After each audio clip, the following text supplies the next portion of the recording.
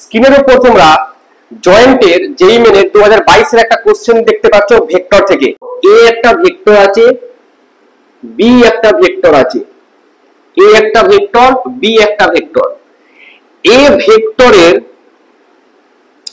এরকম ধরো আমি একটা ছবি আঁকছি এরকম, ঠিক আছে?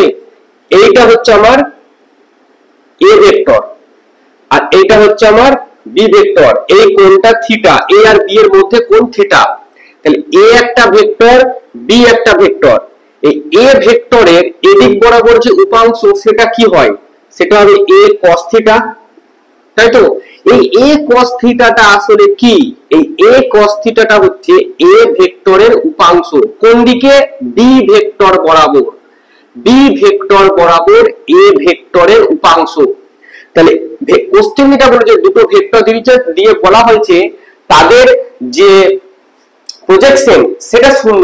তার মানে এখানে কি লেখা হবে যে A vector dot B vector by যার অভিমুখে বলেছে, বি ভেক্টরের অভিমুখে বলেছে তার মান নিচে আসলে এই দিকে থাকে এ cos থিটা। এ cos থিটাটা কি? এ ভেক্টরের অভিক্ষেপ বি ভেক্টর বরাবর।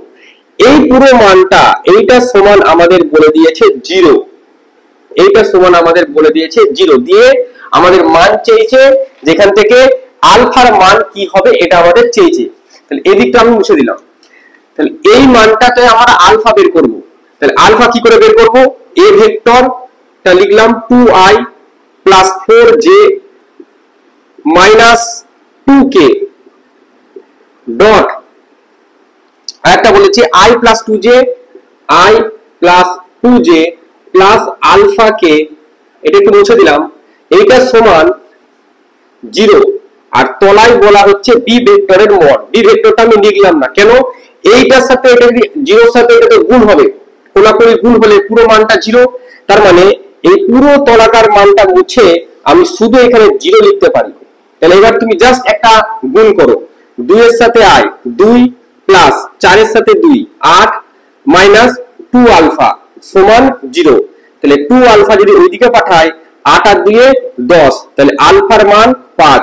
এই কোশ্চেনের উত্তর আলফা সমান 5। থিওরি প্লাস সলিউশন দুটো বলে দিলাম, জেই মেন 2022।